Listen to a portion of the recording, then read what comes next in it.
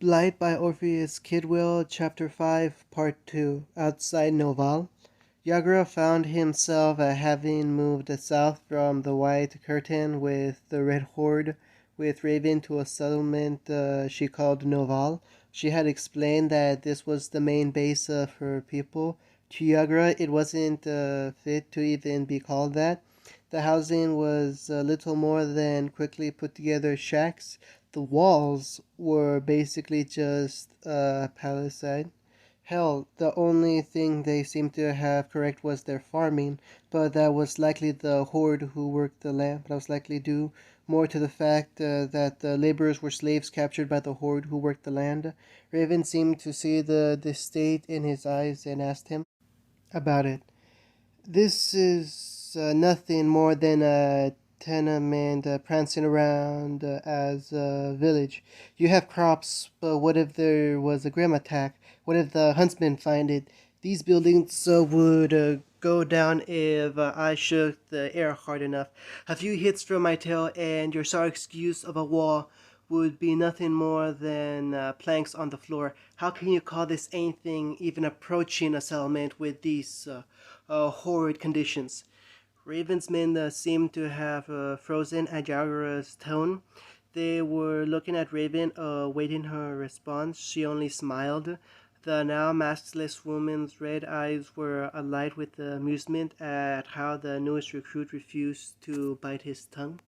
To be perfectly honest, I take my men out as often as I can. This idea of a settlement was a recent one, so that the women and children wouldn't have to keep up and so we wouldn't be slowed down. We are warriors and raiders. Construction and agriculture weren't exactly in our blood. We have some citizens here from outlying settlements that agree to toil instead of die. For that reason, we actually have a constant supply of food coming in, or will once harvesting begins.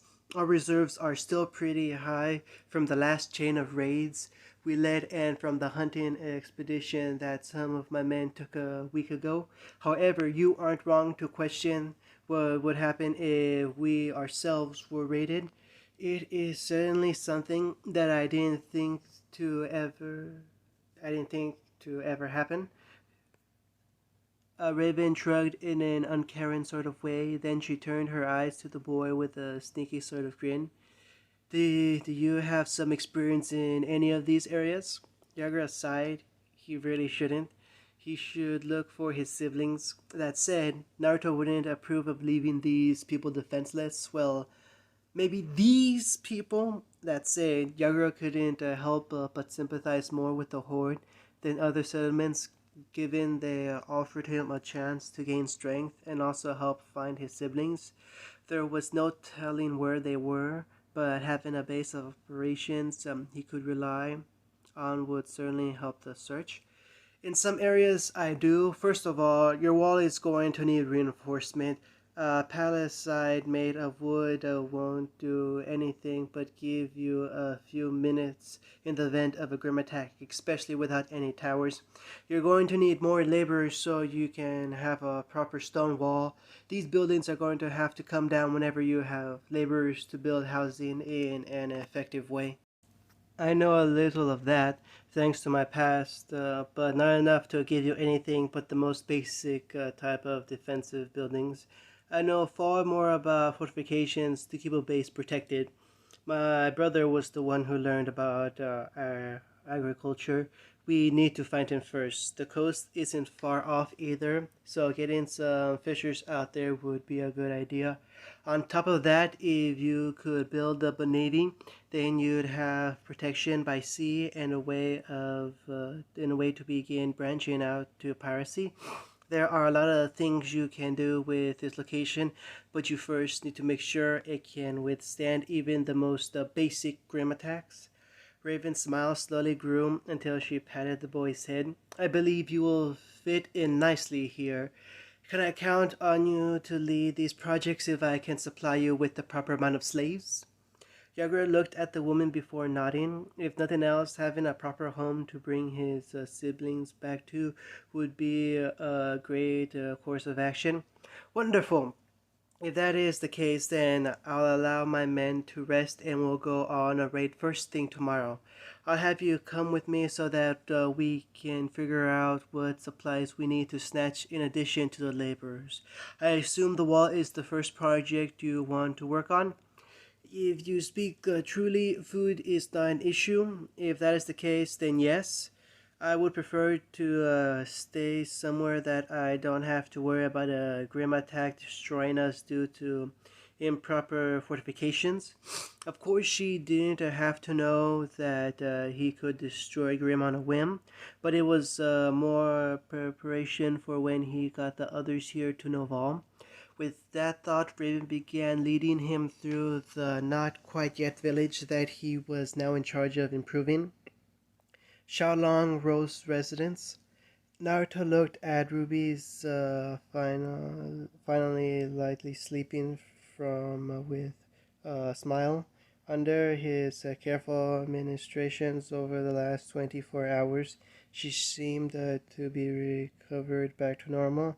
Her fever was basically gone, and she would be ready to go back to Signal tomorrow.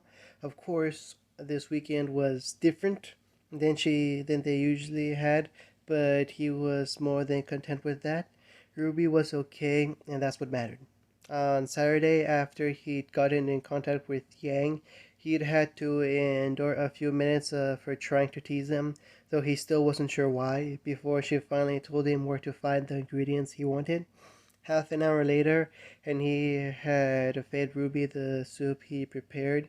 Given she was supposed to be recovering, that wasn't a metaphorical. He actually spoon fed her the soup to ensure that she didn't exert herself at all. She seemed a bit hesitant at first, so he took the first bite to show her that it was good. He prided himself on being a good cook after all. Her fever seemed to get slightly worse after that, but she took what he offered. Aside from that, it was a matter of ensuring she stayed in bed, got enough fluids, and helping her walk to the bathroom every so often. Aside from that, she wasn't allowed to move from her spot. That didn't mean he expected her to stay bored all day, though. They talked a bit.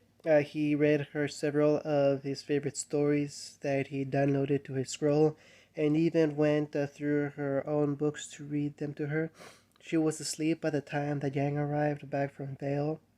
To say that he gave her a lecture about leaving her sibling in her time of need was an understatement. Her fever kept getting worse every time he turned around. Yang, however, seemed to take it, but was smiling the whole time. She wasn't on one.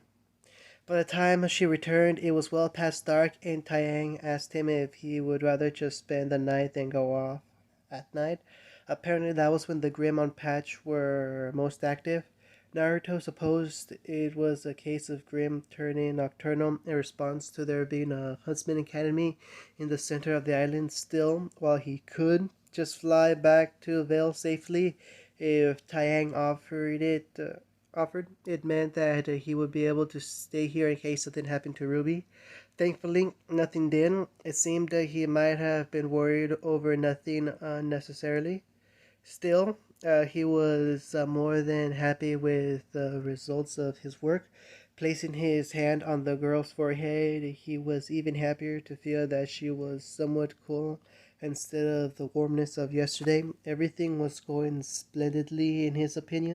His thoughts were interrupted as he felt his scroll vibrating. Taking it from his pocket and looking at the screen, he grinned as he realized it was Fu calling him. Quickly leaving Ruby's room so as to not wake her, he made his way downstairs and through the front door before answering the phone. Seeing the video feed from the other side were his siblings, he greeted them happily. "Hey Fu, what's going on?"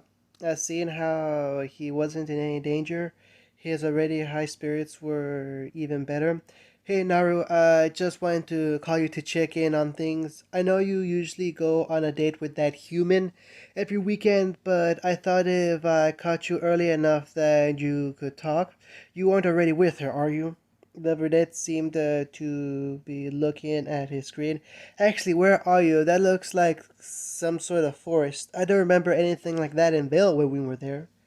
Ignoring Fu's tone when talking about Ruby, Naruto answered. He knew Fu's opinion of humanity, but he was sure that she'd eventually see how great his friend was. No, Ruby's not awake yet. I'm not in bed either. I'm at her house. She ended up getting a fever earlier this week, so I was helping her recover. Fu narrowed her eyes as she looked at him. What? Do I need to come back this soon to ensure you don't make bad decisions?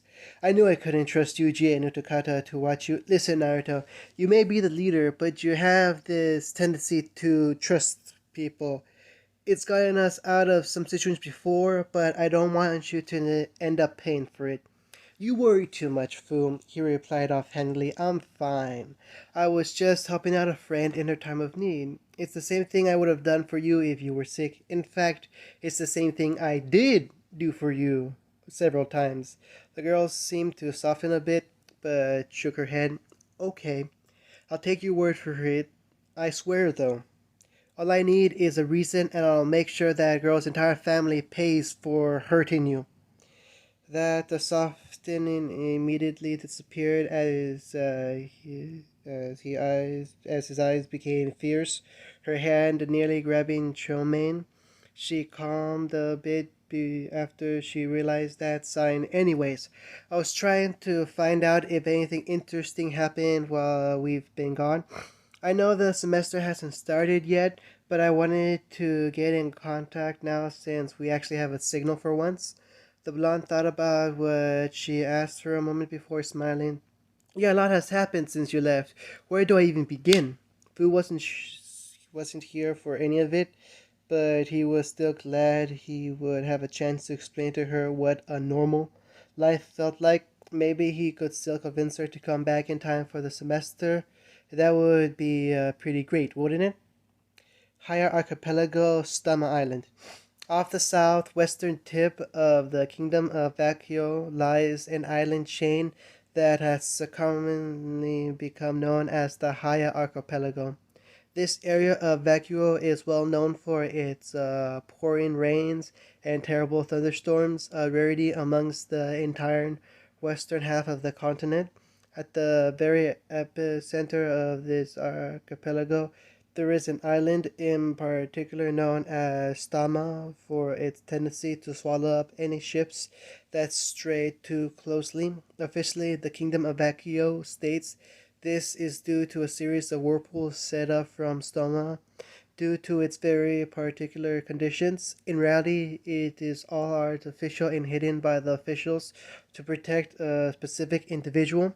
Said individual resided in a large stone tower that didn't appear to have been built, but rather to have been formed as wind and rain weathered down the cliffside which overlooked the hot sea. He walked the halls, also made of stone, of his near solitary confinement in an effort to search out his destination.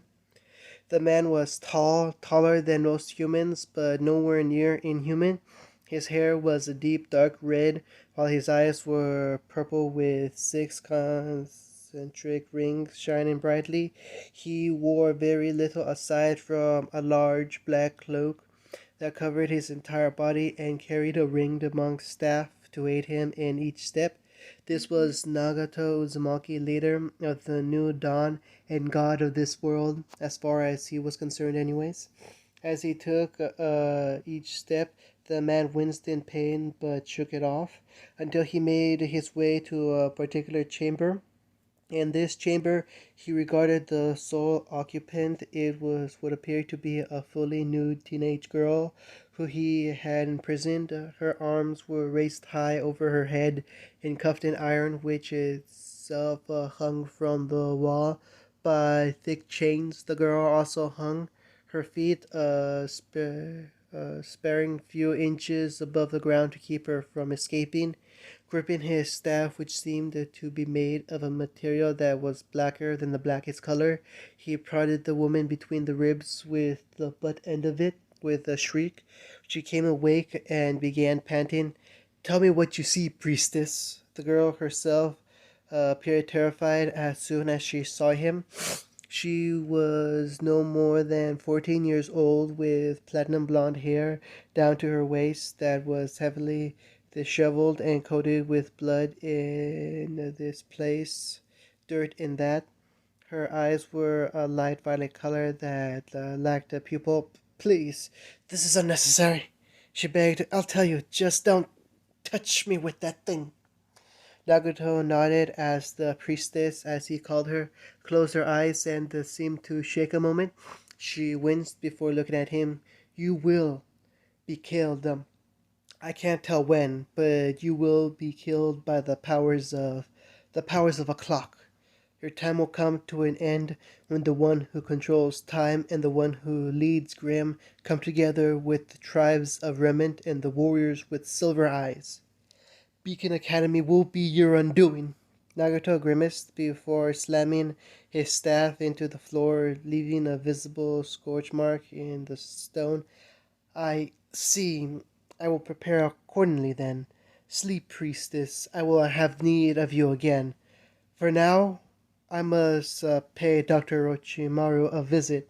Nagato left the chamber, but the priestess only grinned. It wasn't a pleasant smile. It was a mad smirk. As the door shut, she giggled. The giggle slowly rose in pitch until she was cackling like a mad woman. "Your own weapon will be your undoing. You'll have signed your own fate away like the idiot you are, some god. Then I'll be free." End of chapter 5, and as far as I can tell, the entire series in total.